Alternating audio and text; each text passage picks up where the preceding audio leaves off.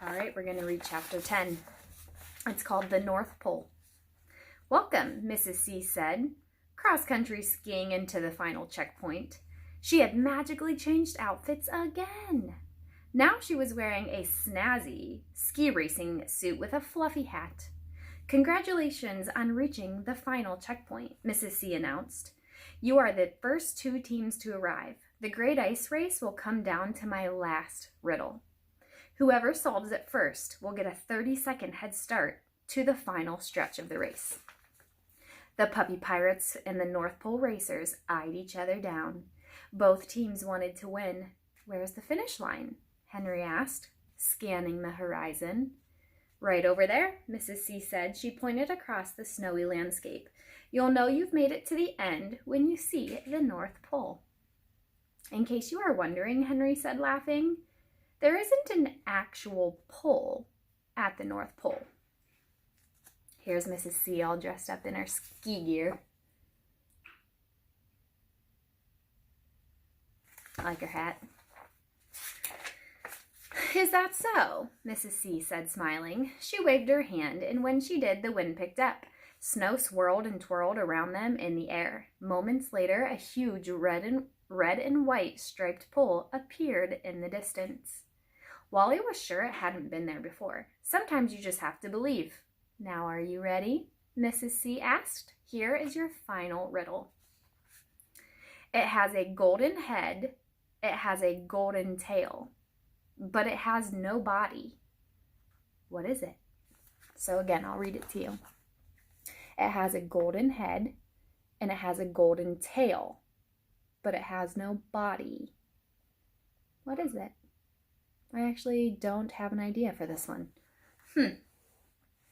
Both teams began shouting out answers. "A phoenix?" cried Blizzard. "A yellow lab retriever wearing a life jacket?" hollered Captain Redbeard. Piggly and Puggly put their heads together, whispering. Wally was thinking pretty hard.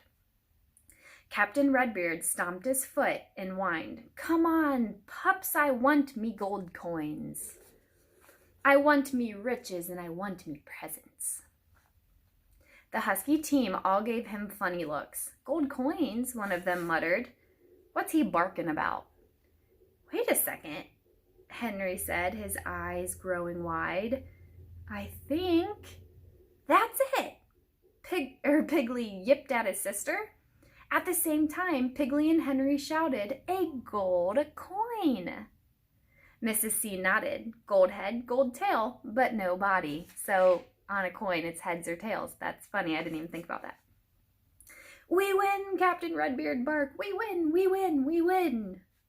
30-second head start for the Puppy Pirates, Mrs. C hollered. "Ready, set, go!"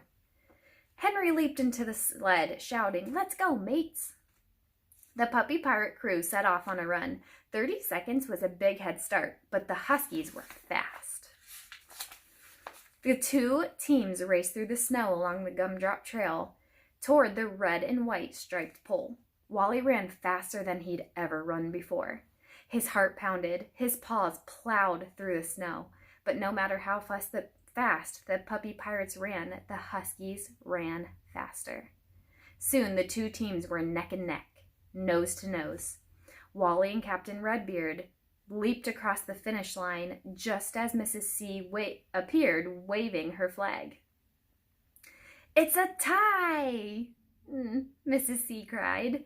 She snapped a picture of the two winning teams. "Congratulations to the Puppy Pirates and the North Pole Racers. We've never had a tie before. How fun!" Wally liked the idea of a tie. The Puppy Pirates were the fastest riddle solvers, but the Huskies were the fastest runners. Maybe this meant they could share the treasure. Then he remembered how much Captain Redbeard hated sharing. Oh no. "It's not fun," the captain yelped. "It's not fair." "This is our treasure," the Huskies all howled. Mrs. C held up her hands for silence. "Enough yapping," she said. "There's no reason you can't all enjoy the treasure." "No," Redbeard wailed. He dropped his head into his paws. Old Salt, Curly, Steak Eye, Einstein, and the other puppy pirates gathered around them, barking out the congratulations. But Captain Redbeard was too busy moaning. Treasure is not for sharing. Every sailor knows every sailor worth his salt knows that.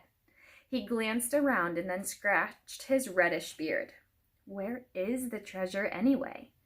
Mrs. C waved her hand, and a red and white striped pole began to rise up, up, up out of the snow. All of the pups backed away as the snow under their paws shook and shuddered. The pole stretched taller and taller. All of a sudden, the roof of some kind of house burst from the snow.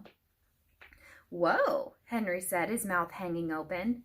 Wally stood beside his best mate, watching in wonder as a huge green building grew out of the ground.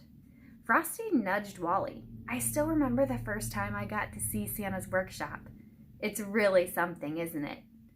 Did you say, Santa? Wally yelped. Welcome to my husband's home, away from home, Mrs. C said. She opened a huge door and invited them all inside. Welcome to Santa's workshop. So, Mrs. C, it never said who she was, but it's Mrs. Claus, and they just got to Santa's workshop. That's cool. I don't think I showed you the picture of the two teams going across the finish line. Good, so that's chapter 10.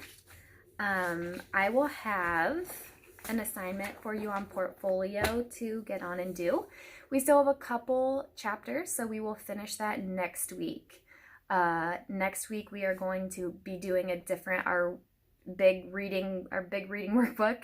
We're going to be back into that curriculum and not just doing this for reading, but I will be uploading these either during the day or at night so we can finish this book next week. Okay, have a really good weekend, guys. Happy Friday.